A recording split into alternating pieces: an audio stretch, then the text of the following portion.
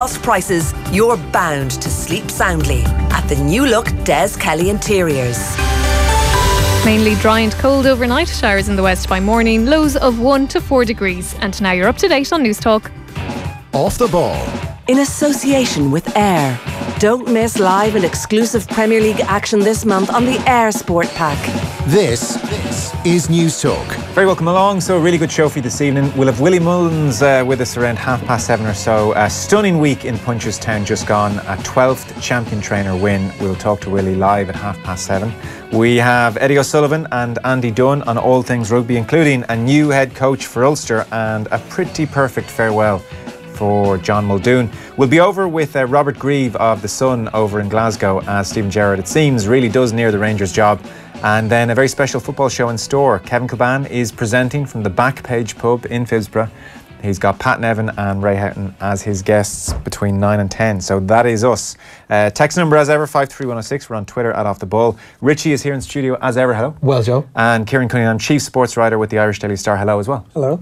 We certainly tried to get Katie Taylor. I mean, in some respects, it's a strange thing as I read out the menu of the show this evening, not to be doing a big piece, certainly tonight, on Katie unifying the division. She's 2 belts done and 2 to go in that division before, according to Eddie Hearn, she steps up into another weight category altogether and conquers the world. I don't know how much it's registered in some respects, Katie's fight. It's been as low-key an Irish world unification fight as it gets. No, absolutely. I had an interview with Katie on Saturday, but I arranged it. I sent Brian Peters, our manager, a message 2 weeks ago. And he got her on the phone then a couple of days later. But I thought I'd see a lot of interviews with her around last week. But other than the official press conference in New York, there seemed to be very little. And it was, I think partly it was kind of out of sight, out of mind. Like if they had done media here before they went, I think everybody would have been there if they did a press conference, or if it was wasn't done at 2 a.m., which was a factor. And I think that they're quite annoyed because it wasn't shown live in HBO. No. But then there was supposed to be, they thought they'd get extensive highlights, but 2 subsequent fights went on longer than expected. So only showed 60 seconds of highlights. Yeah, it hasn't exactly captured HBO or the States on the basis of that. No, and it was a really good fight as well. It was like, I've been to 4 of her pro fights and I've watched the rest on TV, and it was easily her best performance as a professional. Like Katie was really impressive. Like she was very dominant in the early rounds, but Bustos came back strongly, and she just she showed, as she showed before, she can box as well. She can fight as well as box, and she really like she's gone a few 10-rounders now. Like it's a different ball game, and she's coming through it strongly. But I was just looking at where she goes next, and she says she wants to unify the division by the end of the year. Yeah. And it's a curious thing that Victoria Bustos was the IBF champion the first time she fought outside Argentina. Next up is likely to be the WBO champion, Rose Valente. Yeah. She's only fought outside Brazil once. That was in Argentina. Yeah, and that was in Argentina. And by far the best other lightweight around seems to be the Belgian Delphine Persoon, the WBC champion. She's fought outside Belgium once in 41 fights, and that's dating back to 2009. Yeah. And partly I think it's probably because of the money on offer, that they just it's not made worth their while to travel. But like Katie's on a different level. Like her purses are way ahead what you normally get in women's boxing. Talk well in excess of 6 figures for the fight at the weekend. Whereas Bustos, I was reading in advance of the fight, works in her dad's office. That's her general livelihood. It's interesting that it hasn't registered a touch more. And I must confess, I've recorded the fight and then was in here yesterday and we'll probably watch it when I go home. But a lot of the other fights did, in fairness. There was quite a lot of publicity. I think when they were in the UK... The York Hall fight got a lot of traction, actually, in December. And even the early ones, the Wembley, when she fought at Wembley, when she fought in the Joshua Bill in Cardiff, they got quite... So you think it's just geography more than anything? I think that's partly... Like, as far as I know, there was one Irish journalist out there, and the fights I went to, the 4 I went to, I think there was 7 or 8 Irish journalists. So it's...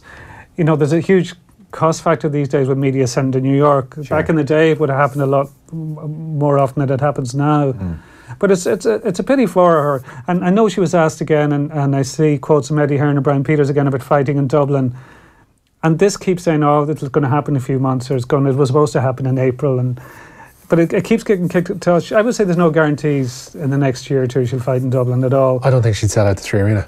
Well, it's not just that. It's I think if you and the added cost of having to organise a card around her. There's one thing I would say, but Eddie Hearn, he's brilliant at selling tickets. Like he manages it all the time, and he's very good at flogging tickets. But he's bringing us on tickets when there's a fight to be sold. Yeah, but there isn't necessarily a fight to be sold here. But see, the thing is, I think it's not just Katie Taylor. I think it's the undercard for TV, and I think you might well need MTK fighters, even though they often fight on different networks. You know, from what I've told, they feel they probably would need some MTK fighters on the undercard. As things stand, that can't happen in Dublin. So that's an issue for them, and. It's an issue. The other thing is where the money is, and it's pro boxing. If they get more money in the UK and the Orcall, that's where they'll go. Yeah, Vellante is 35 and has 13 professional fights, so she's only turned pro in 2014. So that'll be the third of the 4 belts. It seems Delphi Pursoon is a very legitimate challenger, and that would be a really good fight. So it's almost building up to that. So maybe she's older, has more fights, but she hasn't fought outside of Belgium, I don't think, either. And she's also much like Vellante. I think she won her world title, I think, in Switzerland. That's the only initially. That's the only time she's fought outside. Is there an element here where? And again, I guess you're probably talking about the wider sporting audience potentially who mightn't be watching on Sky Sports at 2 a.m.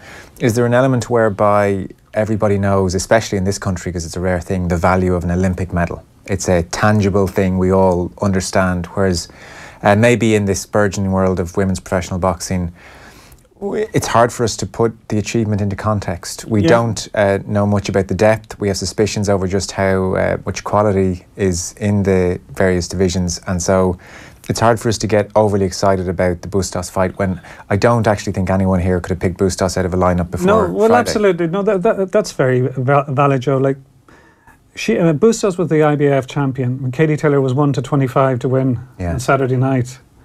And maybe people say that's just a reflection of where the money has gone, but it shows she was an incredibly hot favourite, and she has been for every single fight.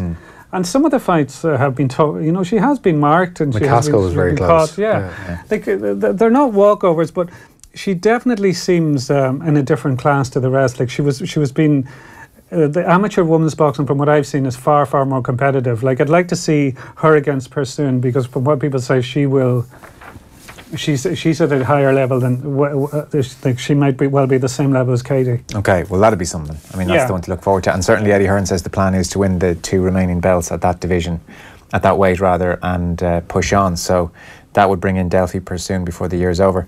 Let's kick off the news round. We are here with Air, the home of Air Sport. Get amazing live sporting content free with Air Broadband. And Richie, you are starting with, well, I mean, this is strange because Bryn Cunningham said a while back they couldn't name their coach for a while, it seemed, because he was under contract, but still is. They've come through with the news anyway. Ulster have their man. Yeah, and they say they've secured their number 1 target with the appointment of Dan McFarland as their new head coach. He signed a 3-year contract to succeed John O'Gibbs, who leaves for a job in New Zealand at the season's end. McFarland is a former player and coach with Connacht and has worked under Gregor Townsend and with both Scotland and the Glasgow Warriors. During his time with Connacht, he also worked with the emerging Ireland side, the under-20s and the Irish Wolfhounds. And despite the Scottish Rugby Union today saying McFarland will serve a notice period until mid-January, Ulster hope he'll be installed by pre-season. And speaking on this morning's OTB AM, Alan Quinlan told the lads that McFarland is a canny appointment. He's not your big name. He's not your big, doesn't have that stature in the game worldwide, but from what I hear, and I've heard this from Scottish guys, that he's a really, really good coach, good motivator, and highly thought of. So someone like that might work straight away. Yeah. Andy Dunn is on Monday Night Rugby after 8 o'clock with Eddie O'Sullivan. Would have played alongside McFarland, so we'll get his thoughts on the appointment. And then there's more news for Ulster. Yeah, more than 80 journalists have signed an open letter which opposes Ulster's ban on news journalists attending their pre-match press conferences. Ulster put the lockout in place after what they call consultation with regular press conference attendees last month. The Belfast and District and Derry and North West branches of the National Union of Journalists called the continuing ban an unjustifiable interference with the freedom of the press. An Ulster spokesperson says they'll be responding directly to the NUJ. What do you make of this story, Kieran? It's a mess. It's an absolute mess. There's no justification for the ban. I don't know who's in charge of making these kind of decisions in Ulster, but from a PR point of view, a press point of view, they've handled the last few months appallingly badly. And it just doesn't reflect well on them and on Irish rugby as a whole. I would say there's people in in senior roles here in the IRFU that are very annoyed with him, because it's been an awful time for them. Yeah, it also seems they tried to put the blame back on journalists originally. They came out and said, well, a number of press conferences have been disrupted because news journalists there have been asking questions about the trial, and it's meant that the sports journalists haven't been able to get their questions in and their content in, and that's one of the reasons we've done it. And then I saw a few reports, there was one in the Irish Times anyway, where most of those relevant sports journalists were contacted, and they basically said, we never said this at all. You know, we'd be happy for someone who can actually answer the proper news questions in relation to the trial and to Jackson and Olding, and then someone else who will actually answer our rugby questions. But we certainly never said ban our colleagues. No. So even the way Ulster delivered the message about the banning was slightly underhand. Absolutely, and like if you're going to come out and make statements like that, like you have to be 100% accurate, because people, you are questioning people's professionalism and the way they do their job, and if you do that, you have to be in solid ground, and people are going to hit back if you're saying something that's untrue, frankly. Good word, untrue. So there's live football this evening? Yeah, Shamrock Rovers without a win in 5 SSE Airtricity Premier Division games ahead of tonight's visit of leaders Cork City to Tala. Cork boss John Caulfield doesn't think Rovers' poor run of form is a fair reflection of their performances. We watched their matches. They were desperately unlucky against Dundalk. They certainly deserved a draw. They had plenty of opportunities to get the equaliser in the last 15 minutes. On Friday night against Derry, we saw some clips. They missed 3 very, very good chances. I suppose the game that went against them was the Bray one, but Bray is always a difficult game, and a new manager to come in when Martin to come in. So, it's just one of those situations that the team that Shamrock Rovers had since the start of the season that was going to challenge for the league is still there, and they're still the top players. After suffering their first defeat of the season on Friday, Dundalk welcomes St Pat's to Oriel Park. Third place Waterford are away to Bohemians. Derry can extend their unbeaten run to 10 games in all competitions if they avoid defeat at Limerick, while second bottom Sligo, they entertain the bottom side Bray Wanderers. Across Channel, Tottenham will look to bounce back from their FA Cup semi-final disappointment this evening. They welcome Watford to Wembley, where kick-off is at 8, and it's a very strong Tottenham side named by Mauricio Pochettino this evening, with Hugo Lloris in goal, a back four of Kieran Trippier, Davinson Sanchez, Jan Vertonghen and Ben Davies. Eric Dyer and Moussa Dembele sit in midfield. In front of them, the trio of Christian Eriksen, Dele Alli and Heung-min Son, with Harry Kane leading the line. For Watford, it's Karzenis in goal, a back four of Mariappa, Craig Cathcart, Kabasele and Holebas. Doucouré and former Spurs man Etienne Capoue are in midfield. Firmina, Will Hughes and Richarlison are in behind Andre Gray. And as I say, kick-off at 8 o'clock. Yeah, meanwhile, there's confusion, it seems, surrounding the Liverpool coaching ticket. Yeah, Liverpool insist that their assistant manager Željko Buvac has not left the club. Jurgen Klopp's number 2 will be absent for the rest of the season, with the club saying the Bosnian is stepping away for personal reasons. The news comes as Liverpool prepare to travel to Rome for the second leg of their Champions League semi-final, which they lead 5-2. That's on Wednesday night. Buvac has been Klopp's right-hand man right through his spells in charge at Mainz, Borussia Dortmund and since his arrival at Anfield. Interesting story, Kieran, isn't it?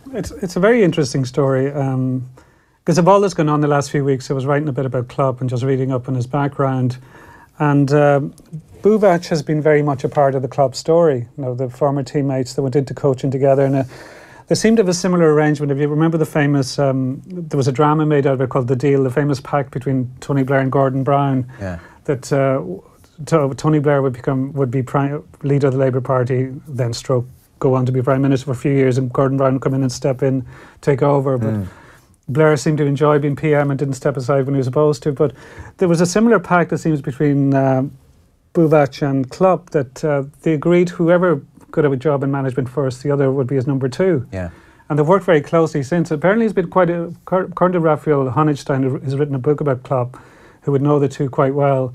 It's been a quite volatile relationship. They've had a few falling outs over the years to be two quite strong characters and opinionated men. Right. But they've ended up mending the fences, and he thinks that might well happen again. But the timing is so odd. Like it's 2 days before Champions League final, and he's nicknamed the Brain. Like the talk always has been he's the guy who's come up with the gegenpressing idea and who's the tactics that Klopp employs. It's a very Clough-Taylor relationship.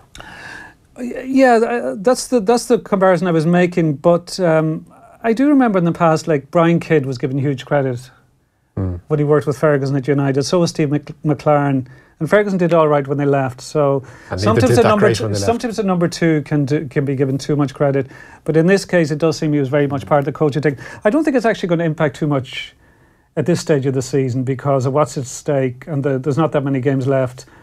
But if he doesn't sort it out this summer, he would need to get somebody very good. They're a club that suffered, though, with a similar instance before when Paco Esteran fell out with Rafa Benitez. Yeah, and Patrice Bergou with Gerard Houllier back in after they won their what some people call the plastic treble in 2001. The 3 cups in 2001. Yeah. So it's interesting to see where it'll go, but it's an odd one because it was originally broken by Duncan Castells, who people are quite sceptical of at times because he's very pro-Mourinho, very pro-United.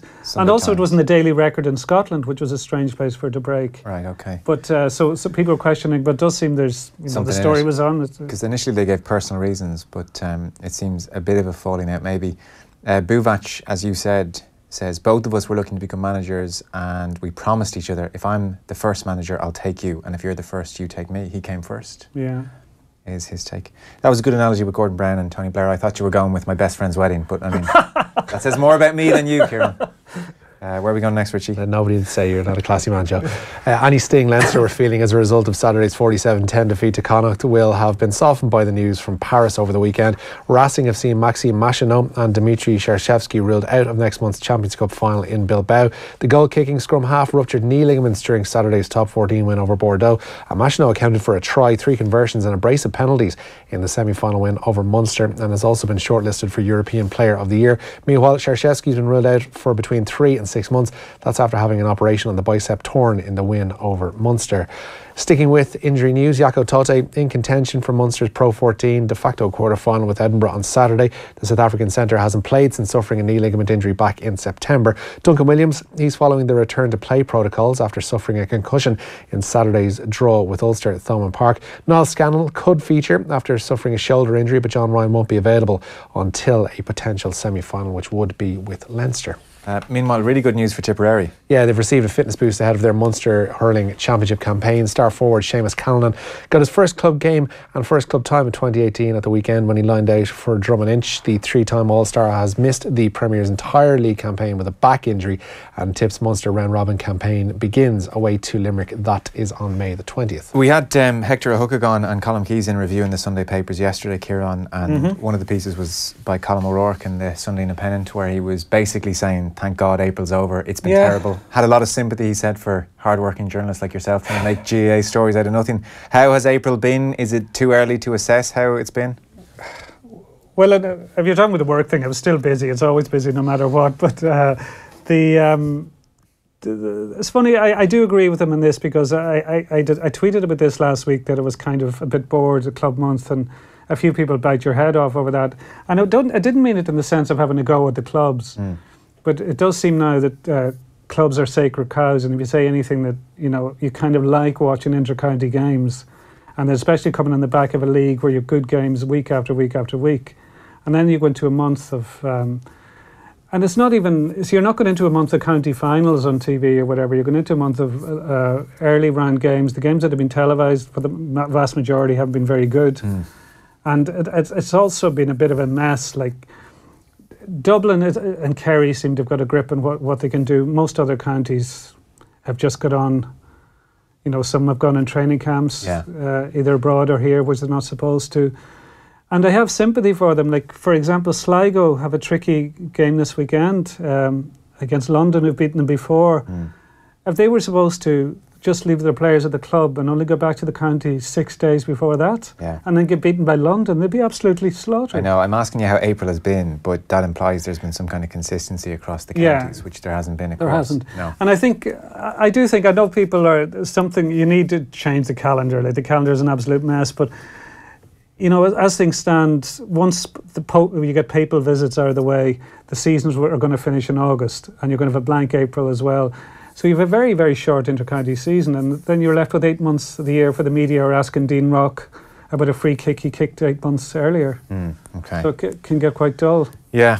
Ronnie O'Sullivan then. I haven't seen this, the shoulder nudge. Well, has it been overblown? Well, it wasn't a Diarmuid O'Sullivan shoulder or Mick Lyons shoulder. It was a... You'd feel that. For snooker, it was hardcore. Okay. So what do we... I'd brush... Like, if you brushed by me in the office in a similar way, would I even notice? You probably would, particularly. You're a little bit precious that way. Don't ruin the money maker. But yeah, it's for snooker, as Kieran says, it's a bit OTT. you just. But there was a bit of sledging going on as well. There was, yeah. The two of them were sniping at each other throughout the course of this. I mean, it was a match that Ali Carter needed to make scrappy if he was going to come through it, because those are the kind of matches that O'Sullivan just doesn't win. If you try and make things awkward for him, if you break up the scoring, then you're going to cause him trouble, and you're going to get inside his head, or you're at least going to make his head operate in a way that doesn't say pop ball, pop ball, pop ball. So yeah, Carter did just that and managed to knock him out. And it is a quarter-final meeting with Ronnie O'Sullivan's Conqueror that awaits the winner of tonight's second round match at the World Championship. Two-time Crucible champion Mark Williams has resumed 10-6 up on Robert Milkins, with the aforementioned Ali Carter awaiting the winner. Earlier, Judd Trump set up a quarter-final meeting with John Higgins. That was by beating Ricky Walden 13-9, while Ding Junhui will face Barry Hawkins in the last 8 after wrapping up a 13-4 win, and an easy one at that, over Anthony McGill. And Ruby Walsh is hoping to be back in the saddle next month. The multiple-time champion jockey has been sidelined since breaking his leg in the RSA Chase back at the Cheltenham Festival. He didn't recover in time for Punchestown, did Walsh, last week, but he says the next target is the Grand Steeple weekend in France. That's on May the 19th and the 20th. While the EFL clubs will vote in June on a proposal to ditch their compulsory production of a matchday programme. The EFL say several of its members have queried the need to produce a physical version of the programme in an era of social media, and they say declining sales. I must say, I've never been in the habit of buying a programme. Just not something I ever... No, I did collect them for a while when I was, I think, in my early teens, but... No, Steve-O outside is mad into collecting them still, and if Kev goes off, he's like, bring me back a programme, bring me back a programme. Yeah, but even journalists, I think I was saying this to you outside, Joe, I know quite a few journalists who keep, like, every laminate that they get accreditation or match ticket or whatever, they keep every... Like, I was looking... I've only kept one thing ever. And you happen to have it I happen to have it here, but I'll tell you why, because that's... that wad of cash. Look away. There's moths coming out of it. I might as well make the joke myself. So yeah. But that's from the Champions League final 2005. No way. And the only reason I kept that was because you're never going to be at a game like that again. Wow. You know, you might be at a game where somebody comes back with 3-0 down, but not in the Champions League final. So it's the only bit of memorabilia I have. Do you keep it on you all the time? Yeah. You clearly really value it by bending it in 3 places and shoving it down your wallet. It's also torn there. It's torn halfway through. He did that. So this means a lot to you then, yeah? See. That's a nice one. No, I mean, I guess programs can vary. I mean, I wouldn't buy one in GAA half the time because the numbers don't correspond half the time. I guess people buy them. They like having to flick through them and reading different features. I don't. Yeah, I do like. It's funny enough. Some of my colleagues keep them at work, and sometimes you come across really old ones, like from the late 80s, early 90s. I do like looking at an old minor team, say, and you'd look at how many progressed. Yeah, how many came through from that team, whatever. But other than for a team sheet, which has become largely redundant in GA, I don't really use them. I think ultimately that's what they're looking to do. I mean, they're talking about them being in the era of social media and declining sales. So, and the physical product is one they kept mentioning over and over in this press release. So what you can imagine this club is just going to do is release a PDF. So I'm looking forward to seeing loads of laminated PDFs on people's walls in future years. Final story or two? Yeah, the English Football Association is condemning Burnley supporters for booing Brighton's Gaetan Bong at the weekend. The defender's accusation of racism against former Burnley striker Jay Rodriguez was not proven earlier this year, with the now West Brom forward maintaining his innocence. The FA is reminding fans there's no suggestion that Bong made it up, and Brighton boss Chris Hughton wasn't impressed either. The reaction of the Burnley supporters towards Gaetan every time he got the ball was shameful. They should look at the 2 statements that came out afterwards, you know, one from the independent committee and one from the FA. Yeah. And former Castleford Rugby League fullback Zach Hardaker has been banned for 14 months after failing a drugs test last year. His suspension has been backdated so he can play again in November. The England international missed Super League's grand final and the World Cup after testing positive for cocaine. Castleford sacked him as a result back in February. Okay, Richie, cheers for all that. That's your news round for this evening. Before we go, if you fancy going along to Las Vegas, then listen up, because this week we've teamed up with British Airways to get one lucky listener the chance to experience the sights and sounds of Las Vegas, which has everything you could possibly need on holiday, from musicals and family entertainment to spas, golf, canyon walks and so on. There are more ways than ever to fly to Las Vegas from Dublin, with British Airways offering connections at Gatwick and Heathrow and looking after all your baggage, in-flight entertainment and dining needs. So our overall prize features a brilliant trip for 2, features return flights, 5 nights in the 5-star Venetian Hotel and €1,000 in spending money. Everyone who enters this week will be put in the overall draw, and tonight's winner will also bag 2 tickets to see Liam Gallagher live in concert. To enter, just identify our mystery voice. Asked how he feels spending his summer in Russia this year. I'm so happy, believe me. I'm so happy. Happy New Year. Touch of sarcasm there, I think. I'm so happy, believe me. I'm so happy. Happy New Year. Text the word Vegas, your answer, and name to 53106 at a cost of 30 cents, and we'll draw tonight's winner at the end of the show. It's Viva Las Vegas with thanks to British Airways. My thanks to Kieran Cunningham for coming in as ever, Kieran. That was Richie McCormick's News Round. Up next, Willie Mullins will join us live on the line after a stunning week in Punchestown. Off the Ball on News Talk. In association with the Air Sport app, allowing you to cast your favourite sporting action from your tablet or mobile phone straight to your TV. The Hard Shoulder. There's only one story really, and it is the really poignant story, and as we speak the facts keep changing, the figures keep rising, there will be an inquiry, but obviously the first question we've got to ask is why they weren't told, and was it part of a systemic cover-up because they might have made claims? It is one of the saddest stories that I've ever come across. The Hard Shoulder with Ivan Yates. Back tomorrow at 4 on News Talk. From Grafton Street to Downton Grand, St Stephen's Green to the bright lights of the Strip, the GPO to Bellagio. There's now more ways you can fly to Las Vegas from Dublin with British Airways. Travel in style on new aircraft via Gatwick. Choose first or business class, premium or economy, and get fares with baggage, in-flight entertainment, food and drink included. Bet you're packing already? Book your trip to Las Vegas at your local travel agent or online at BritishAirways.com. Have you thousands of photos on your phone or camera that you've been dying to print? Well, now's the time, because at Harvey Norman, we have an incredible half-price photo print offer. For a limited time only, print your favourite photos for just 10 cents each. At Harvey Norman, print photos from memory cards, USB keys, or wirelessly from smartphones. You can even print from your Facebook and Instagram account. 10 cents 6x4 photo prints at Harvey Norman. Don't miss out. No! For years now, Team Connect has been evolving, connecting teams, solving real-world business process problems, and transforming chaos into structure for hundreds of organizations. Now, with GDPR on the horizon, our new Team Connect GDPR toolkit has been designed to help your business. Get ready, get compliant. For expert help with GDPR, visit teamconnect.com. That's teamconnect.com. Off the Ball. This is News Talk. You're very welcome back. I'm delighted to say live on the line we have Irish champion trainer for a 12th time, no less, Willie Mullins. Evening. Evening, how are you? Very well. So have you got your feet up somewhere with a cocktail in hand overlooking an ocean, or are you back at it? No, I'm at home here, and I don't think I need another drink. It's been that sort of a weekend, I think. An amazing week all told. I'm sure people are well aware